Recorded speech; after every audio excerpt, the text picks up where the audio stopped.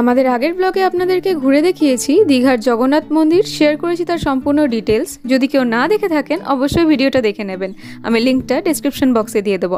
আজকে আমরা ঘুরে দেখাবো বিভিন্ন সাইট সিইং। তো আমরা মোটামুটি সকাল 10টার দিকে গাড়ি বুক করে বেরিয়ে পড়েছিলাম। গাড়িতে 600 টাকা মতো ভাড়া নিয়েছিল, আর তাতে মোটামুটি 10টা মতো জায়গা ঘুরে দেখাবে আপনাদের। টোটো করেও যেতে পারেন, কিন্তু টোটোতে রাস্তায় অনেকটা টাইম লেগে যায়, প্লাস টোটোতেও অলমোস্ট সেমই ভাড়া। তো দু একটা গাড়ি দেখে ফেয়ারের প্রাইস বার্গেন করে তারপরেই ফিক্স করবেন। রাস্তায় যেতে যেতে আমাদের গাড়ি দাদা বলছিলেন যে এই যে জল জায়গাগুলো দেখছেন, এতে মাছ চাষ করা হয়। আগে বড় বড় মাছ, গলদা চিংড়ি এসব চাষ করা হতো, কিন্তু আমফানের পর যখন ইয়াস ঝড়টা হলো তখন সমুদ্রে জল ঢুকে সব মাছ নষ্ট করে দিয়েছিল। প্রবল ক্ষয়ক্ষতির সম্মুখীন হতে হয়েছিল মাছ চাষিদের। তারপর অনেক দিন মাছ চাষ বন্ধ ছিল এই জায়গায়। কয়েক মাস আগে থেকেই আবার পুনরায় মাছ চাষ শুরু হয়েছে এখানে।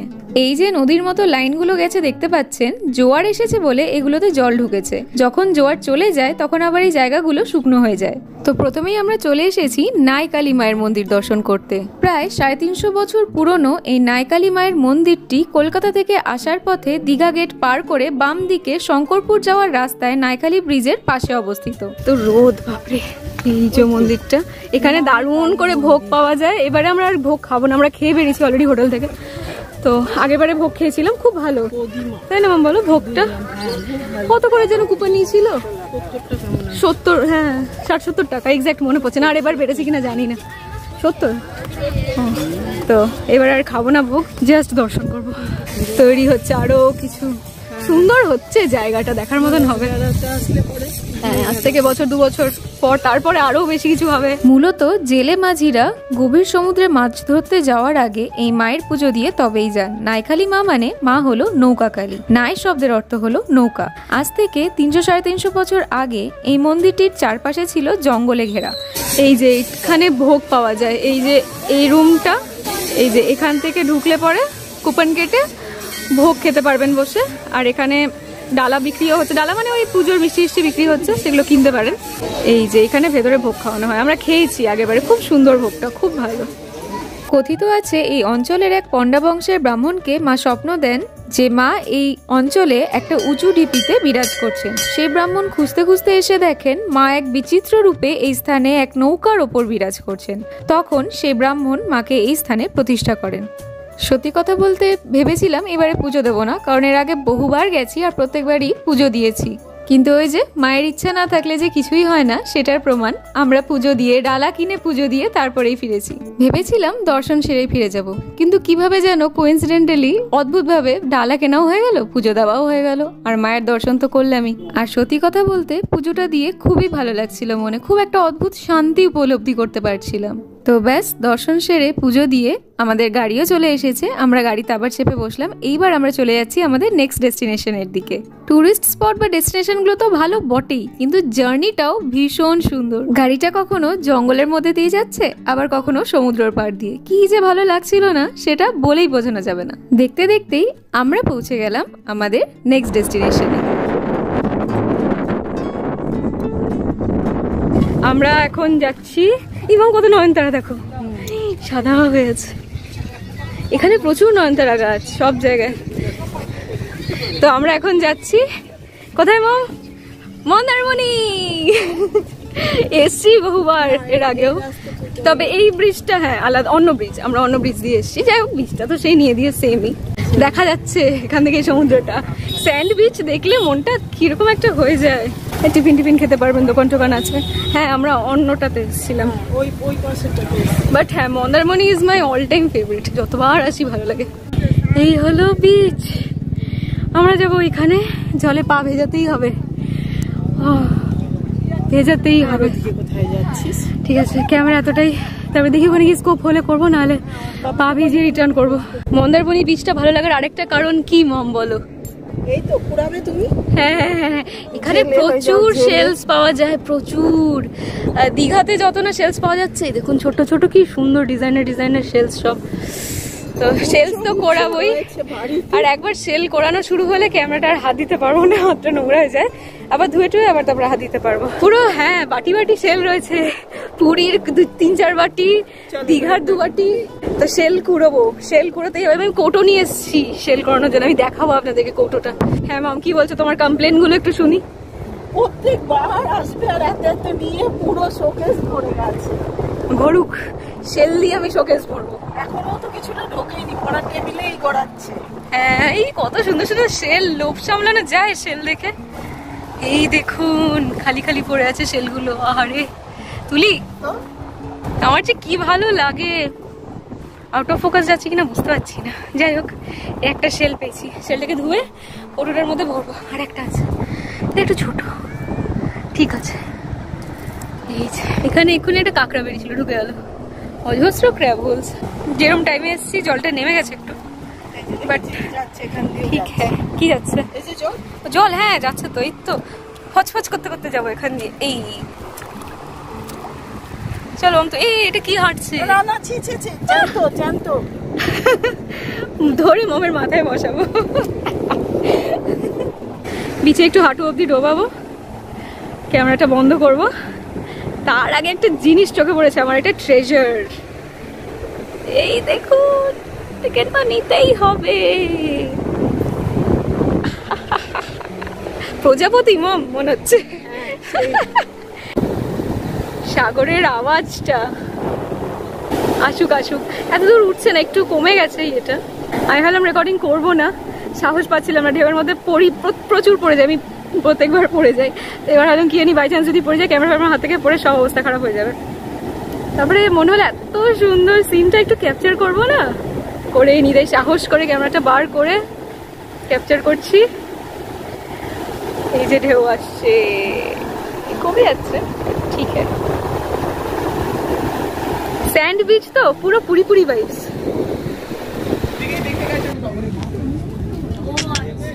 সিশেলস নিয়েছি অল্প করে, এটা অল্পই আমার জন্য। মন্দারমণির পর এইবার আমরা চলে এসেছি তাজপুর সি বিচে। এখানে এক একটা জায়গার বেশ কয়েকটা বিচ আছে। মানে আমরা এখানে আগের বারে অন্য একটা বিচে এসেছিলাম। ফুলগুলো কি সুন্দর, নীলচে বেগুনি মতন রংটা। বেগুনি, জানি না ক্যামেরাতে কি কালার আসছে। হ্যাঁ, টবে লাগালে আর হবে না, ন্যাচারাল ভেজিটেশনেই ভালো হয়। আমরা আছি তাজপুর এখন, আর এটা হচ্ছে তাজপুরের মল্লিকা সি বিচ। আরো একটা সি বিচ আছে যেটা আগেবারে এসেছিলাম। আমরা যেই টাইমটাতে গেছিলাম সূর্যটা একদম মাথার উপরে ছিল, মানে প্রচন্ড রোদ ছিল, থাকাই যাচ্ছিল না এত রোদ। তো মম বলে আইসক্রিম খাবে, আমরা আইসক্রিম নিয়ে নিয়েছিলাম। আপনাদেরকে সাজেস্ট করব একটু ঠান্ডার দিনে যাবেন, মানে একটু শীত বা একটু বর্ষার দিনে যাবেন, বেশি ভালো করে এনজয় করতে পারবেন। তো তাজপুরে খুব বেশিক্ষণ টাইম স্পেন্ড করিনি, প্রচন্ড রোদ লাগছিল, এক্সস্টেড ফিল হচ্ছিল। আবার বেরিয়ে পড়েছি আমাদের নেক্সট ডেস্টিনেশনের দিকে। আর এই যে গাছগুলো দেখতে পাচ্ছেন, এই যে লম্বা লম্বা সরু সরু কাটা কাটা পাতা, এগুলো হচ্ছে কেবড়া ওয়াটারের পাতা। মানে যেই গাছ থেকে আমরা কেবড়া ওয়াটারটা পাই না, সেই গাছ এটা। এবার শঙ্করপুর যাওয়ার পথে আমরা এই সৈকত সুন্দরী নামক জায়গাটা দিয়ে যাচ্ছিলাম। এত সুন্দর না জায়গাটা, আপনারা যা শুনুন আওয়াজটা।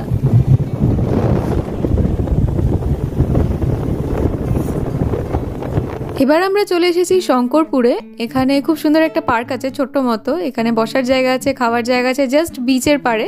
খুব ভালো লাগে এই জায়গাটা, প্রত্যেকবারই আসি আর প্রত্যেকবারই খুব মজা লাগে। আকুন্দর ফল, বীজ কালেক্ট করার চেষ্টা করছে মম, গাছ লাগাবে।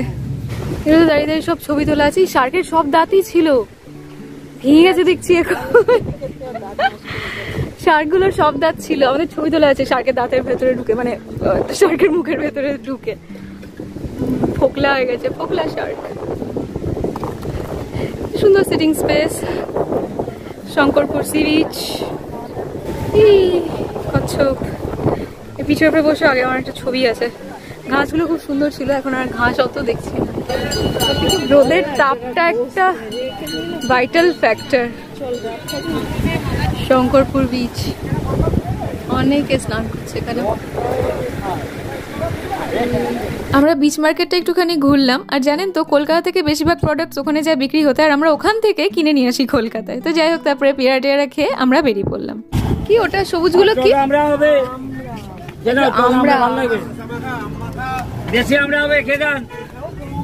তারপর আবার আমরা গাড়িতে চেপে পড়লাম। এইবার আমাদের ডেস্টিনেশন হচ্ছে মোহনা। আর মোহনা যাওয়ার এই রাস্তাটা জাস্ট অসম, মানে এখানে কিছু বলারই নেই, জাস্ট সিনগুলো ফিল করতে হবে।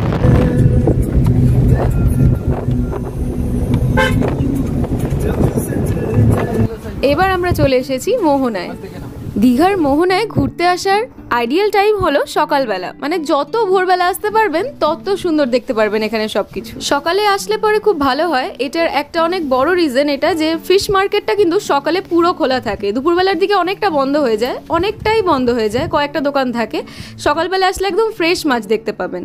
আর দুপুরে রোদটাও খুব প্রখর থাকে। তো মম এখানে নিয়ে নিয়েছে লস্যি, কারণ কি প্রচণ্ড গরম লাগছিল। আর এই জায়গাটা যখন আমরা গেছিলাম এত হাওয়া হচ্ছিল, সমস্ত ধুলো বালি উড়ে এসে চোখে মুখে চশমায় ক্যামেরা পুরো ভরে যাচ্ছিল।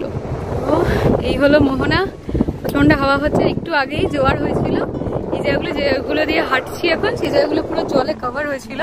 আর এখন জোয়ারটা নেই, তাই জন্য জলটা নেমে গেছে। ওইখানে কাঁকড়া ঘুরে বেড়াচ্ছে। হ্যাঁ, পাখি কাঁকড়া ধরছে। কাঁকড়া এখানে প্রচুর গরম, তার সাথে এই সিগনেচার স্টোন টাইপের এই জিনিসগুলোকে দেখলে বোঝা যায় যে মোহনায় এসেছি। আপনারা চাইলে মোহনায় নেমে স্নানও করতে পারেন। এবার আমরা চলে এসেছি কাজু বাগানে। এই যে কাজু বাগান, কিন্তু এখন গেট বন্ধ, কেন কি এখন কাজুর সিজন হলে গেট বন্ধ করে দেয়, নাহলে এখানে কি কাজু চুরি হয়ে যায়, তো তাই জন্য গেট বন্ধ করে দিয়েছে। এমনি বাড়ি থেকে দেখা যাচ্ছে, কিন্তু অফ সিজনে আসলে তাহলে পরেই কিন্তু ভেতরে ঢুকে দেখা যাবে। এখন 3 মাস বন্ধ। আমার ভেতরে ঢোকার খুব ইচ্ছে ছিল, মানে কাজু বাদাম ওই গোটা ফলটা আমি কখনো দেখিনি, বাট ঠিক আছে, কিছু করার নেই। এখানে দেখতে পাচ্ছি একটা, এই জুম ইন করলে দেখা যাবে, এই যে একটা রাইপ কাজু। এই আমরা ঢুকে গেলাম হচ্ছে উড়িষ্যা, হ্যাঁ বর্ডার ছিল ওটা, আর প্রবেশ করে গেলাম। আচ্ছা, তো আমরা চলে এসেছি চন্দনেশ্বর মন্দিরে। এই হলো চন্দনেশ্বর মন্দির, এর আগেও এসেছি, সব মেমোরিজগুলো রিফ্রেশ হয়ে যাচ্ছে আবার। কালারফুল মন্দির, রং করেছে পরে মনে হচ্ছে। এরকমই ছিল, ছবি আছে সেম এরকম ছিল। হ্যাঁ, এগুলোই তাহলে তাই। মন্দিরের এই ফ্লোরটাতে না হাঁটা ইজ নেক্সট টু ইম্পসিবল এত রোদের মধ্যে। মানে মম এখানে যাচ্ছে দেখতে পাচ্ছেন, আমি দৌড়চ্ছিলাম, এত গরম লাগছিল, পাটা পুড়ে গেছিল, পুরোপুরি পুড়ে গেছিল পাটা, বিভৎস একটা গরম। আমি সাজেস্ট করবো অবশ্যই রোদ ওঠার আগে যাবেন মন্দিরে, না হলে কিন্তু মানে খুব অসুবিধা হয় হাঁটতে।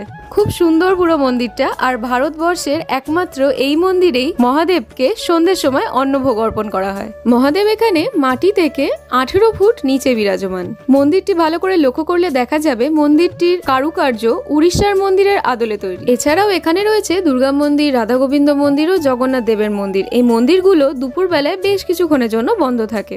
মহাদেবকে দর্শন করে আমাদের নেক্সট ডেস্টিনেশনে যাওয়ার পথে দেখতে পেলাম কাজু বাদামের গাছ। প্রচুর কাজু ফুল হয়ে রয়েছে, আর কয়েকটা কাজু বাদামও দেখতে পেলাম। এইবার আমরা চলে এসেছি তালসারি। এইখানে পাওয়া যায় সারি সারি লাল কাঁকড়া। এখানে বোটের ব্যবস্থা রয়েছে, আপনারা চাইলে সুবর্ণরেখা নদী অবধি বোট করে ঘুরে আসতে পারেন, খুব সুন্দর লাগে। তাছাড়া বাইকেরও ব্যবস্থা রয়েছে ভাড়া করা, সেটা করেও আপনারা চাইলে, টাইমের ব্যাপার আছে কিছু একটা, তো ওই টাইমের মধ্যে আপনারা ঘুরে আসতে পারেন সুবর্ণরেখা নদী। তো ওখানকার মার্কেটটা একটু ঘুরে আমরা আবার গাড়িতে চেপে পড়লাম। আর দেখুন রাস্তায় কি দেখতে পেলাম, দেখে দেখা একটু এদিকে। আগে গজ আছে তো, এইটা খাওয়া যায়, আর এটা কি করতে হবে? এটা কেটে খাবে আপনি, আর ভিতরে শ্বাস আছে। আর এটা একটা ফল, ওটা কাজু, উপরেরটা কাজু, ওটা এইটা কাজু। বাবা এইটা একটা 20 টাকা দাও, 20 টাকা। কাজু বাদাম কিনে মেরিন বিচ রোড ধরে আমরা চলে আসলাম ওশিয়ানা সৈকত। তারপর আমরা এখান থেকে যাব উদয়পুর সি বিচ। অন্যদিন ব্যাগ চেকিং হয়, কিন্তু যেদিন আমরা গেছিলাম পুরো ফাঁকা ছিল, অদ্ভুত ব্যাপার। তো সেদিন আর ব্যাগ চেকিং হয়নি, আমাদের ডিরেক্ট ঢুকতে দিয়ে দিয়েছিল। রাস্তাটার দুধার দিয়ে পুরো জঙ্গল, আর মাঝখানে অনেকটা সিঁড়ি আছে, সেই সিঁড়িটা দিয়ে উঠে যেতে হবে। এই দুধারটা দেখুন, দেখতে এত ভালো লাগছে, না আসলে বুঝতে পারবেন না। কয়েকজনকে দেখলাম ওই জঙ্গলে বসে পিকনিক করতে। তো ফাইনালি উদয়পুর সি বিচ চোখে পড়েছে। হাঁপিয়ে গেছি, এত সিঁড়ি ওঠার অভ্যেস নেই। এই যে কেবড়া, হ্যাঁ কেবড়ার ফুল যেটা হয় সেটা থেকে পারফিউম তৈরি হয়, খাবারে দেয়। গন্ধ আছে, পাতাগুলো অ্যালোভেরার মতন, একটু সাইডগুলো কাটা কাটা। তো যাই হোক, এই যে সি বিচ, আর পারছি না, ওই এক্সস্টেড লাগছে। এখানে একটা নেচার ট্রেল বলে একটা এই যে ফরেস্ট এরিয়া, মানে এখানে করতে পারেন, আপনারা ট্রেল করতে পারেন। পরে আমরা ওখানকার এক কর্মীর কাছ থেকে জানতে পারলাম যে এই ট্রেকিং বা এই ট্রেলটা এখনো চালু হয়নি, কারণ কি কর্মী নিয়োগ করা হয়নি, ওখানে অনেক কর্মী লাগবে, ওনারা ডিমান্ড করেছেন কিন্তু এখনো কর্মী পাননি বলে এই জিনিসটা এখনো চালু হয়নি। এই হলো উদয়পুর সি বিচ। এখানে প্রচুর কেবড়া গাছ হয়েছে, প্রচুর। ওই যে লোক দেখা যাচ্ছে, প্রচুর ভিড়। আমার ক্ষমতা ইচ্ছা কোনোটাই নেই। আর কি মম নামবে, আর পারছি না। এদিকটা পুরো ফরেস্ট এলাকা, পারমিশন করে ঢুকতে হবে, এমনি ঢোকার মানে ইয়ে নেই, কারোর পারমিশন নেই, পারমিশন করিয়ে ঢুকতে হবে, মানে টাকা নিয়ে টিকিট কেটে ঢুকতে হবে।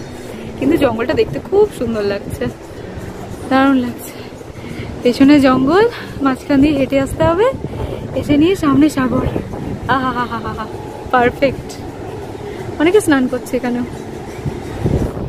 আচ্ছা, এই ট্রেকটার মানে এই ট্রেল, নেচার ট্রেলটা চালু হয়নি এখনো। এন্ট্রি ফিস লেখা আছে যদিও, এই যে 30 টাকা নর্মালদের জন্য, মানে এমনি মানুষদের জন্য, আর স্টুডেন্টসদের জন্য আপ টু ক্লাস 10 হচ্ছে 10 টাকা।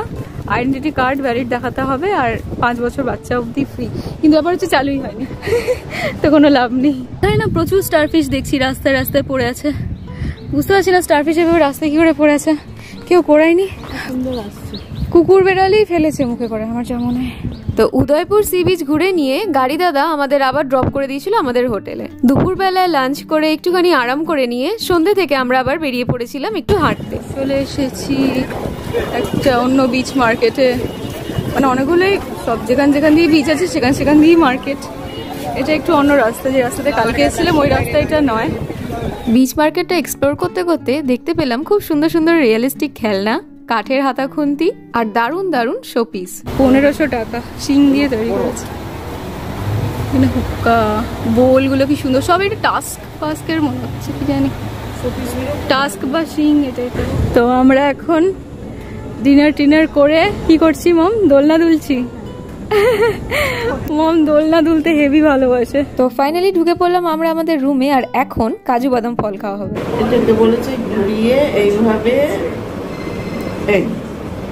আলাদা হয়ে গেল, আলাদা হয়ে গেল। এইটার কাজু, এটার কোনো কাজ নেই, এটা কাজু, এটা এখন আবাদের কোনো কাজ নেই। এটাকে না ভালো করে ধুয়ে শুকিয়ে শুকনো খোলায় ভেজে তারপরে এটাকে খেতে হয়। এটা আমাদের এখন কোনো কাজ নেই। এবার এইটাকে খুব ভালো করে ধুয়ে নেব।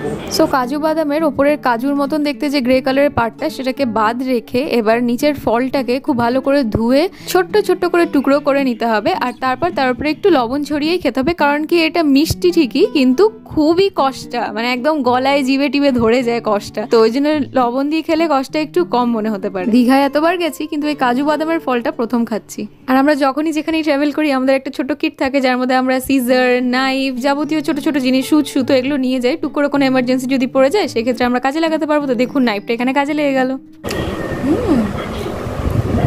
ভালো খেতে, ভালো খেতে।